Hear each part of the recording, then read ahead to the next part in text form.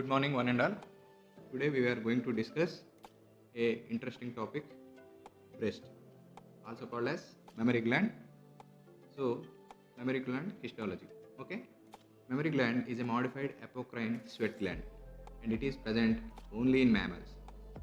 It is to produce milk for nourishing the newborn. As you know, it is rudimentary in males. In women also, they become functional and undergo development at puberty only, under the influence of hormones, and they reach their highest developmental and functional activity during pregnancy and lactation. These mammary glands undergo progressive atrophy and involution after menopause. When we see the gross structure, each mammary gland consists of 50 to 20 independent units called breast lobes. The lobes are separated by interlobular septae, composed of dense connective tissue and adipose tissues. Each lobe is formed by a compound tubulo-alveolar gland whose duct, the lactiferous duct, opens on the surface of the nipple. Thus, there are about 50 to 20 lactiferous ducts opening on the nipple. Each duct presents a dilatation beneath the areola called as lactiferous sinus. The areola is the dark pigmented skin around the nipple. The color of the areola darkens during pregnancy and becomes lighter after delivery, but never returns to its original shade. The dermis of the areola contains circularly arranged smooth muscle fibers, and in the nipple they are disposed longitudinally. Stimulation of these fibers causes erection of the nipple. Many large sebaceous glands are present at the periphery of areola and are responsible for the formation of surface elevations called as tubercles of Montgomery. Within each lobe, the lactiferous duct divides to form a number of terminal ducts, and each of which will lead to a lobule consisting of alveoli. These alveoli are embedded in the loose cellular connective tissue called as intralobular connective tissue. The intralobular loose connective tissue supporting the alveoli contains many lymphocytes and plasma cells. These plasma cells are the responsible for the secretion of the immunoglobulin by name IgA into the colostrum towards the end of pregnancy. This IgA will give passive immunity to the newborn. The lobules are separated by moderately dense collagenous interlobular connective tissue. So, intralobular connective tissue and interlobular connective tissue. The connective tissue present within the lobule is intralobular, and the connective tissue present in between the lobules is interlobular connective tissue. Okay. Now we will discuss the histological structure of mammary gland. The histological structure of mammary gland varies according to the physiological status of women.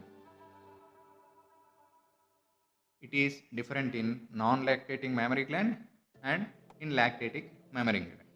In non-lactating mammary gland, there is presence of more connective tissue and less glandular tissue. And there are underdeveloped alveoli which are represented by cord of cells. And there is extensive branching of duct system. Simply, as there is no need for lactation, the connective tissue is more when compared to the glandular tissue. Okay. So you can see the picture showing lobules, and in between the lobules there is interlobular connective tissue, and within the lobule you can observe the secretory tubules, and in between the tubules within the lobule there is intralobular areolar connective tissue, and in the picture you can also observe the blood vessel supplying the mammary tissue. Okay.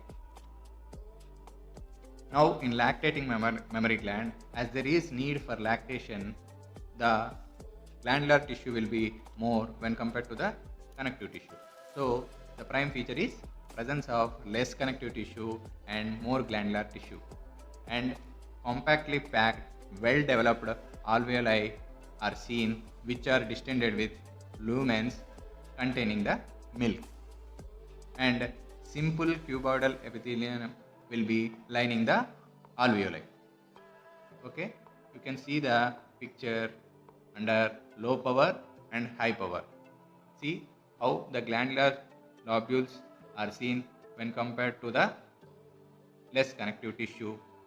Here glands are seen more clearly.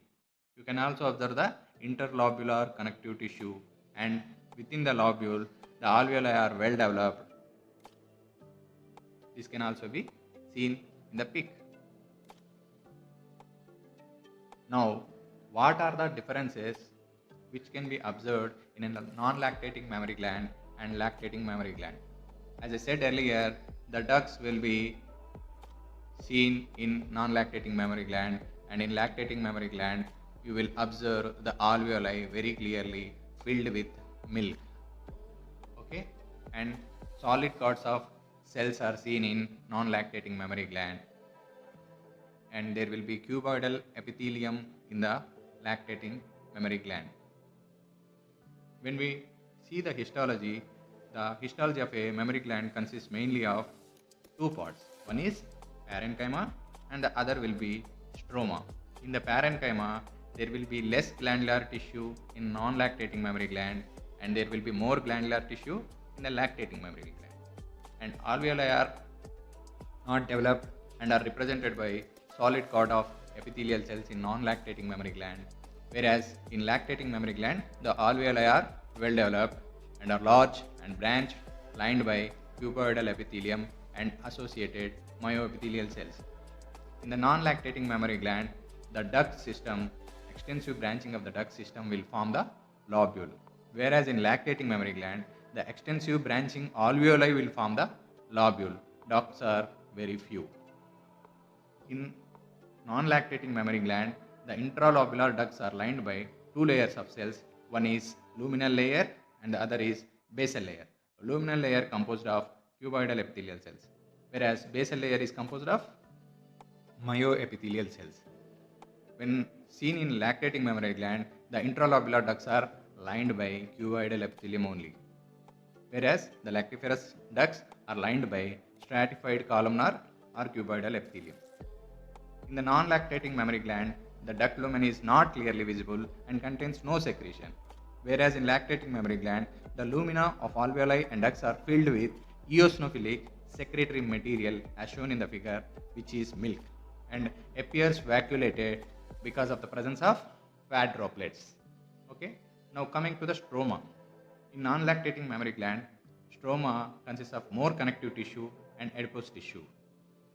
In lactating mammary gland, the connective tissue will be less, adipose tissue will be less in the stroma.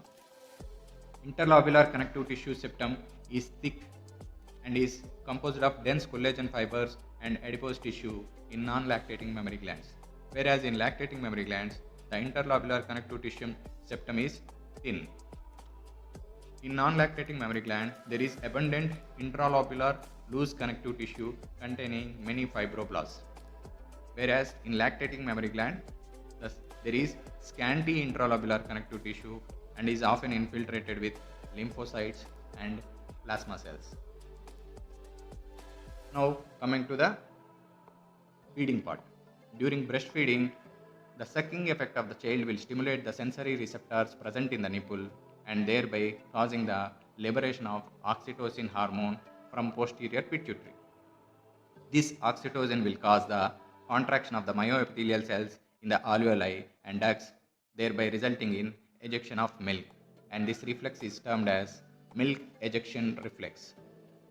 Why we are discussing all this histology? Because nowadays cancer is more prone in females, and that too breast cancer is one of the most common malignant tumors seen in women. This breast cancer is caused due to malignant proliferation of the epithelial cells lining the lactiferous ducts. How you can diagnose the breast cancer? Early detection of breast cancer can be done by the persons or women themselves by self-examination for any lump in their both the breasts. This will reduce the mortality rate because of early diagnosis. Second, mammography. And third, physician or gynecologist consultation. And further, management of breast cancer, if diagnosed, will reduce the mortality rate. Thank you for patient listening.